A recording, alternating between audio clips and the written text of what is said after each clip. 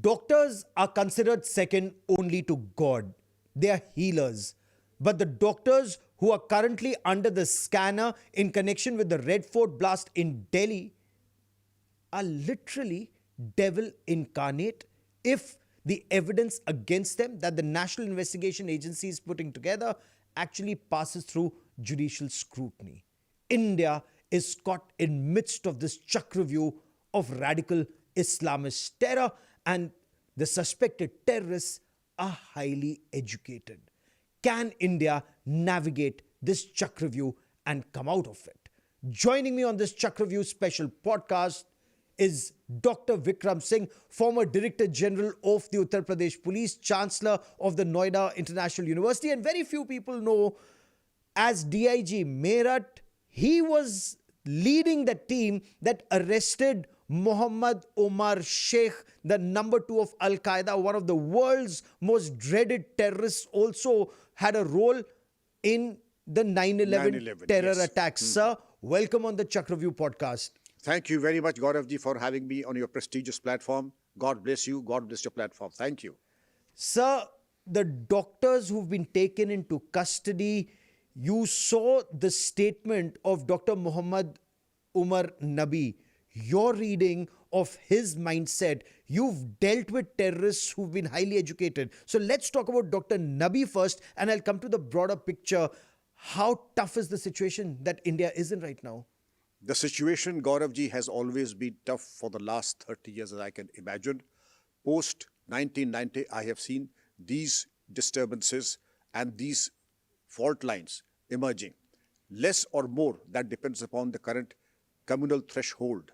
If it is low, well, even a small incident can trigger off a communal situation. If it is high and there's a resilience in the society, which there is, because India is second to none when it comes to giving a befitting reply to terrorism and radicalization. But to your first question, how do I look at the statement which I would say almost a minute plus long on his mobile phone.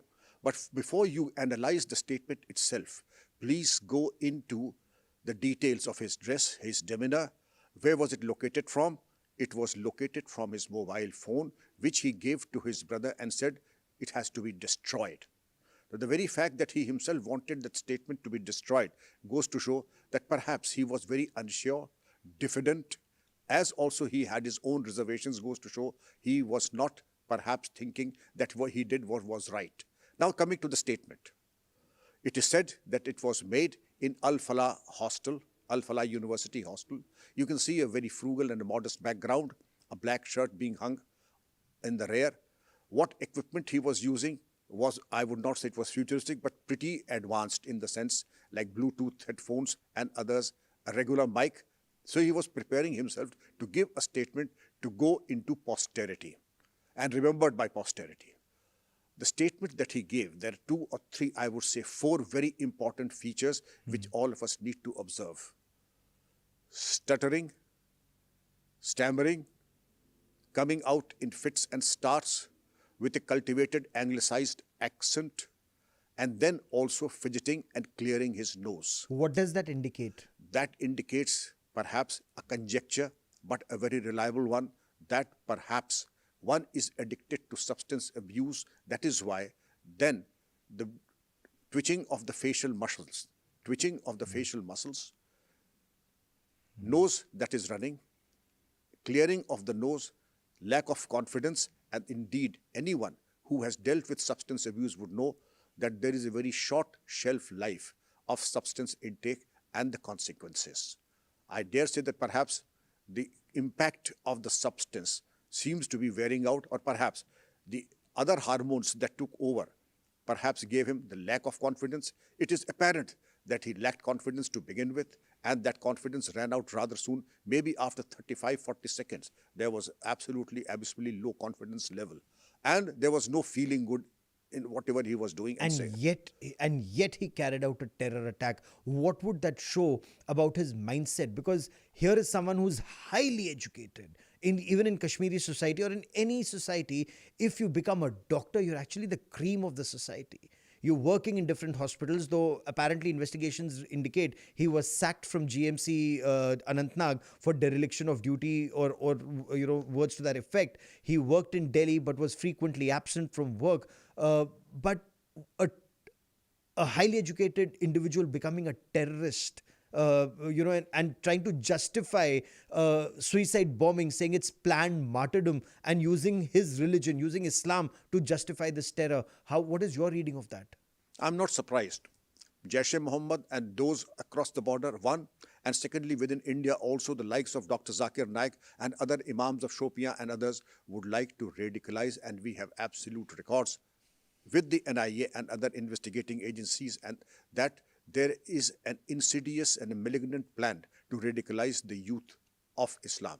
A grand religion, a wonderful religion, and I'm sure we have interacted with wonderful soldiers and officers who have been Muslims, but immensely more patriotic, whose patriotism is second to none.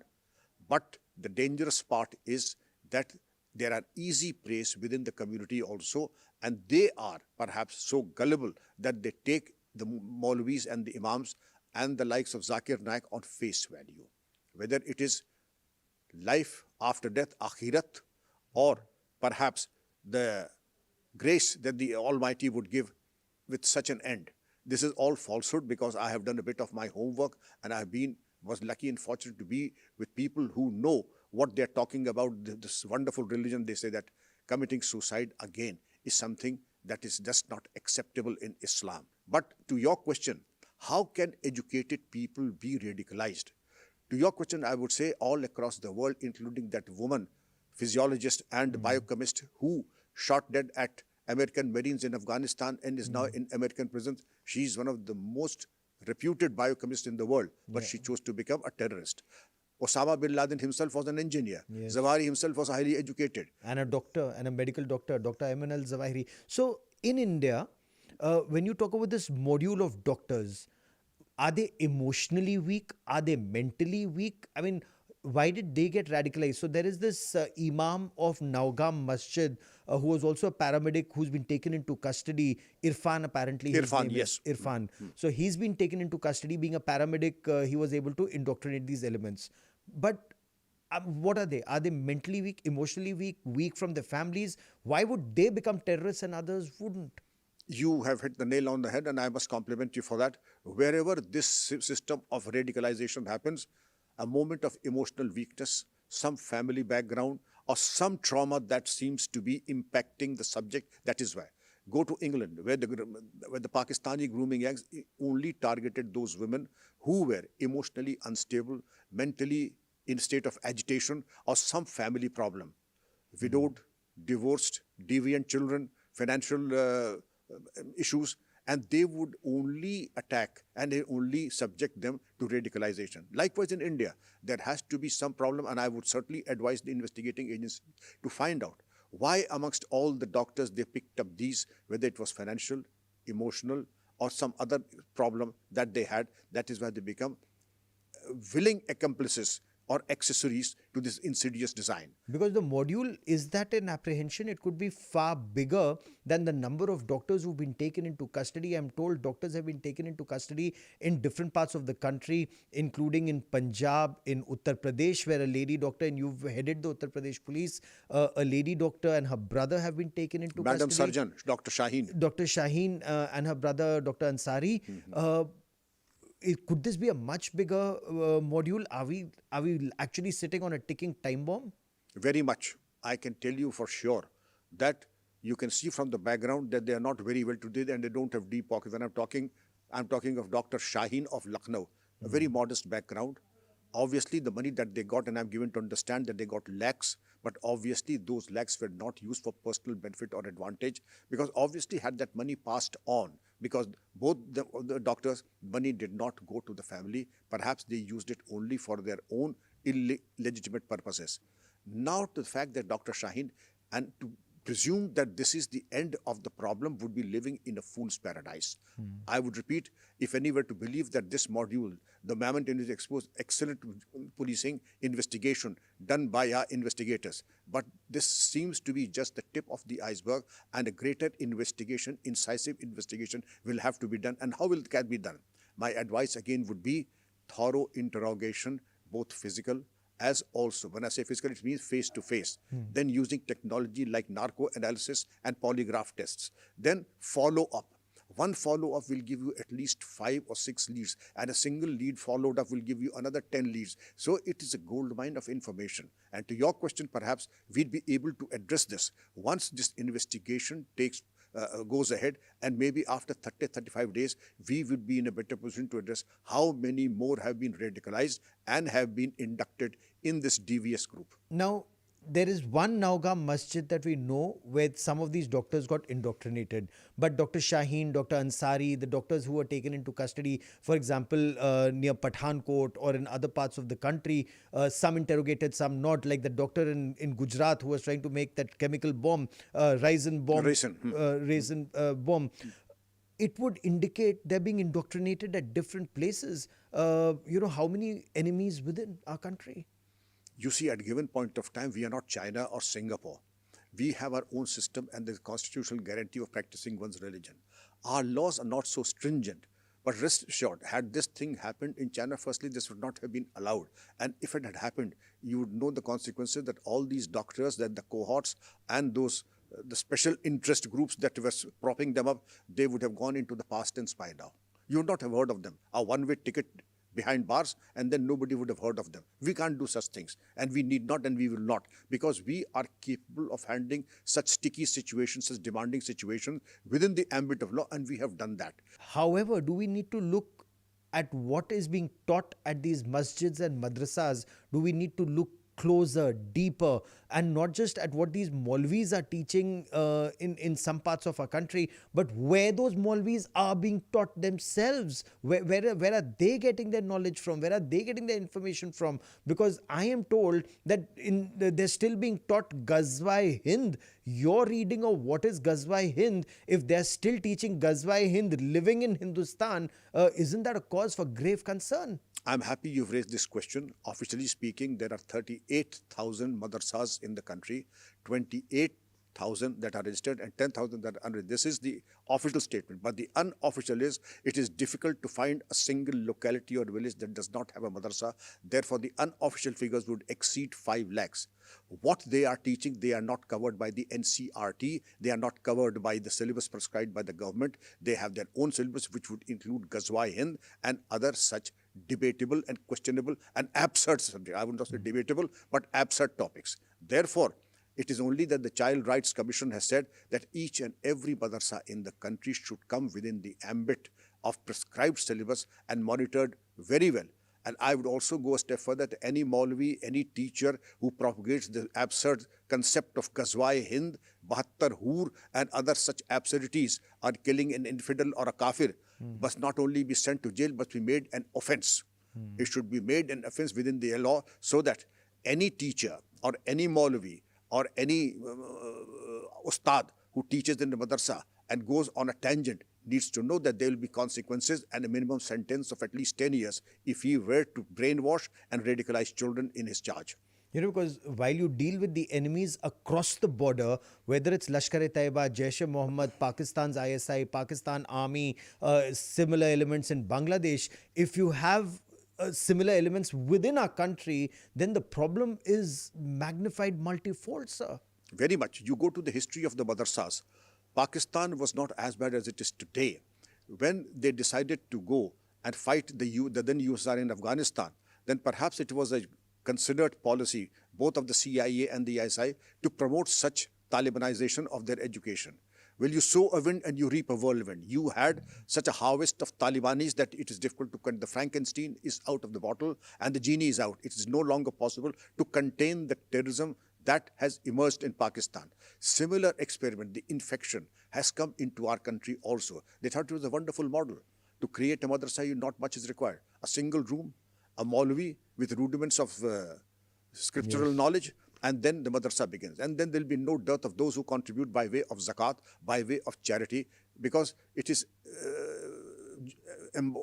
expected of every devout Muslim to pay a part of zakat and also during the period of fasting to feed the needy. But we need to check where that zakat is coming from and whether in the Precisely. name of zakat, terror is being funded. So Enforcement Directorate and other agencies, financial investigation agencies need to step in a much bigger way.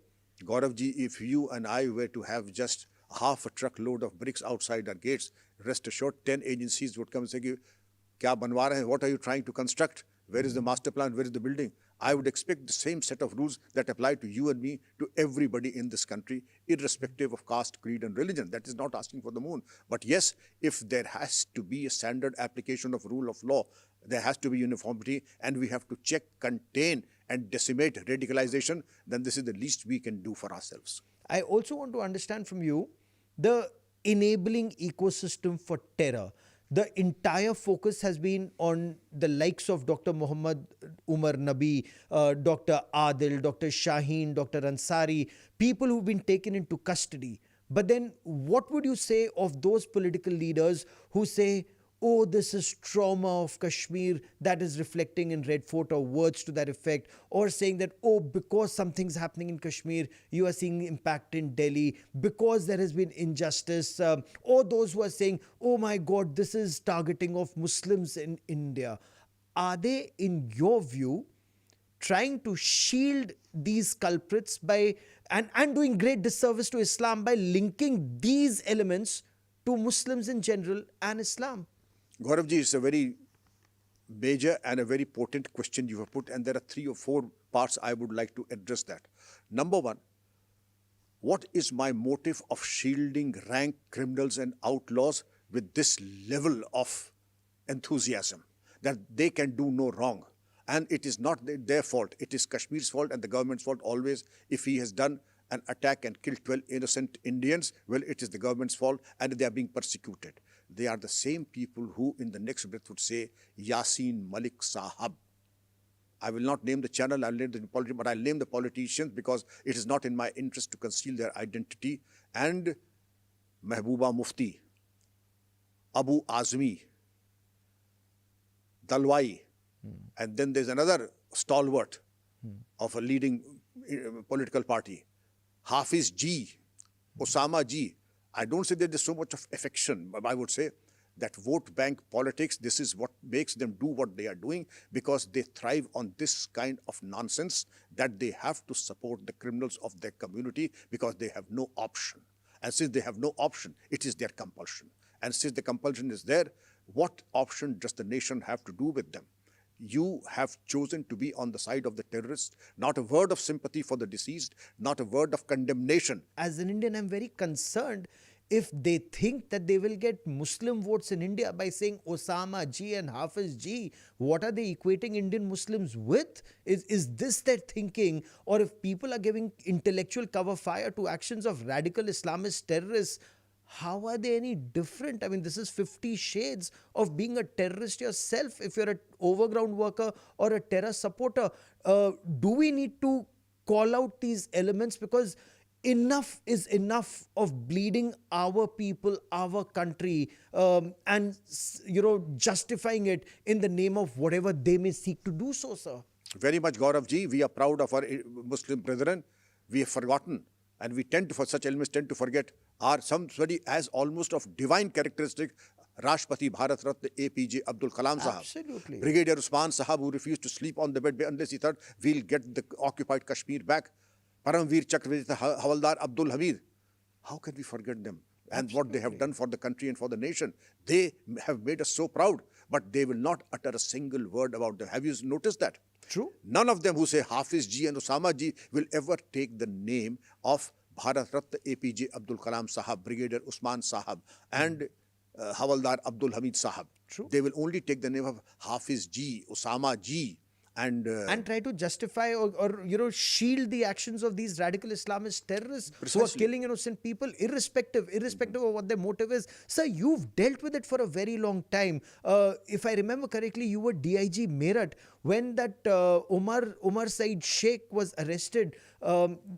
a major Al-Qaeda terrorist responsible for 9/11, IC-814 hijack, he had to be released. Sir, can you tell us about that operation? Because education has nothing to do with better intelligence. These are highly educated chaps like these doctors, like Omar Said Sheikh, and they became terrorists. Very true, Gaurav. I'm happy you reminded him because it said education has, because these boys are uneducated, they come from impoverished backgrounds. No.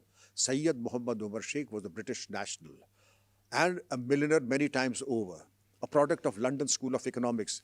But he chose to become an Al-Qaeda activist, and he was number two, second only to Osama bin Laden. Came to Delhi, had a sleeper cell, abducted three Britishers and two Americans, and they were released after a fierce encounter, although we lost Inspector Dhrulal Yadav, Inspector Sahibabad, and a constable.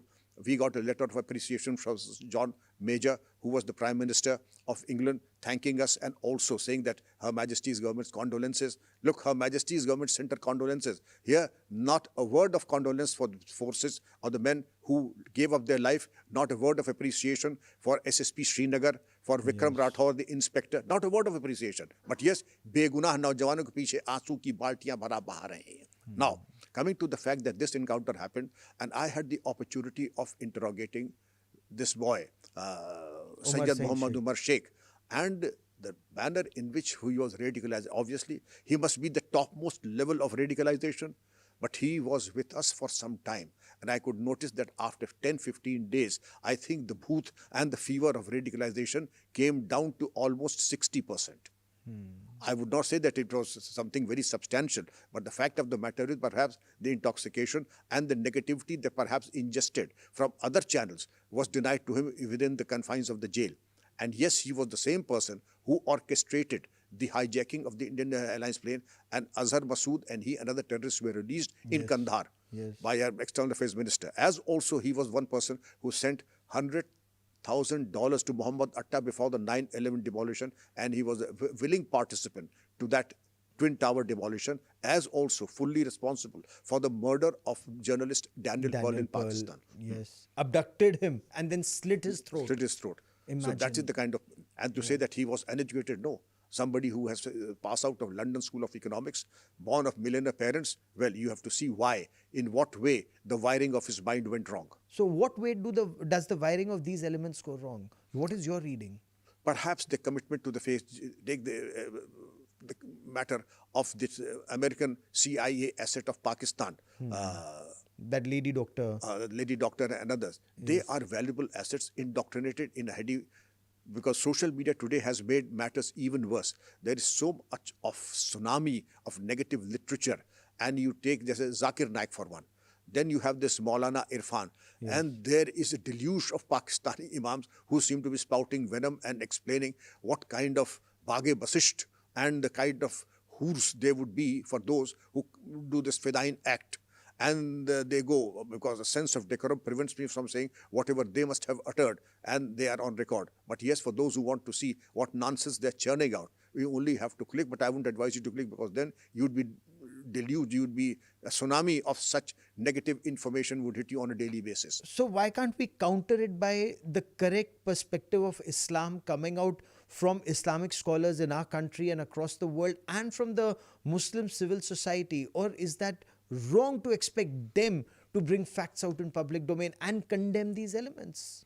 There is bound to be, and this is an experiment and an international best practice. What you have mentioned is an international best practice which is being undertaken by Singapore and some European countries, and we need to. We have our own Maulana Madani. We have other Maulanas, Wahiduddin, I don't know, but Maulana Wahiduddin also is a very mature voice, so as also Maulana Madani as well. But the question is, somebody has to provide them a platform and say that this is what we have to do. The elders in the society, the elders and the saner voices in the society will have to come forward, tell them that you are on the wrong path, and this is the right path of peace, brotherhood, and solitude. In your appreciation, is this silence of complicity, is this silence of fear, or is this silence of indifference? That year after year, decade after decade, innocent Indians are being killed by these radical Islamist terrorists in terror attacks. I mean, we've seen the Parliament attack, we've seen Akshardham temple attack, we've seen attacks across the length and breadth of our country, and now there's a new wave that's starting, there's a new cycle that appears to be starting.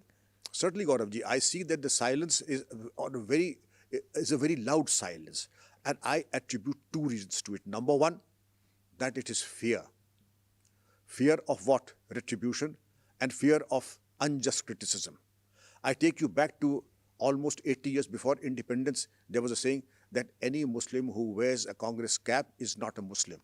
I mean, I'm talking of the good old days of 347 days when it was said that any Muslim who wears a Congress cap is not a Muslim. Today also, that fear of that magnitude may not be there. But here there's fear of retribution. There's fear of attack. Maulana Abul Kalam Azad was a very patriotic Muslim. And you know what happened? An incident. The train in which he was traveling, it stopped at a particular station, and 4 or 5 students of AMU went to his room. Probably he thought they were his admirers and probably had come to garland him and they smeared all kinds of filth on his face and his beard. So if Maulana Abul Kalam could not be spared, then what to talk of lesser mortals that we are talking of now? But this has to be, the government has to give a platform, proper security, and also they should be made to speak and what is right and what is wrong. The nation has waited for too long, and society is waiting very eagerly to hear from you the voice of sanity. You know, because Prime Minister Narendra Modi, in the context of Macaulay, spoke of 10 years, the next 10 years, that you decolonize the mind. Can we use a similar time period to de-radicalize the mind? Is that possible? Or is this silence of fear that it will not happen, we will have to learn to live with it? Gauravji, it is very much possible. 90% of the people will hear to the voice of reason when you say that this is de-radicalization is no longer an option. It's a compulsion for everybody. Hindus or Muslims, like, it is a compulsion for everyone. And look, make no mistake about it, all of us have to stay together. Nobody can wish the other person away. We have to stay together. We have to stay like brothers. We have to stay and coexist. And therefore, it is better to live in peace and coexist. And if there are any vitiating atmosphere, that has to be addressed and set right. And who better than the saner and the mature elements in the society? What PM Modi had said was an absolute truth, but pertained to the Macaulay's saying that he converted India into a manufacturing house for British clerks. But today, the question of radicalization it is a reality. And the de-radicalization has to be done as is being done in Singapore and other European countries, and it is a success. So a massive de-radicalization, nationwide de-radicalization effort is required. It's been successful in several states, in Maharashtra, in Karnataka, in Kerala, in Assam, in several parts of the country. There have been examples that boys have been brought back, youth have been brought back from the brink. Hopefully, that will now be a nationwide offensive which will be successful. Dr. Vikram Singh, as always, for joining me here on this Chakravyuh podcast. Thank you very much, Gauravji. You are Arjun and Gandiv are invincible. No Chakravyuh can hold you back. Thank you very much, sir.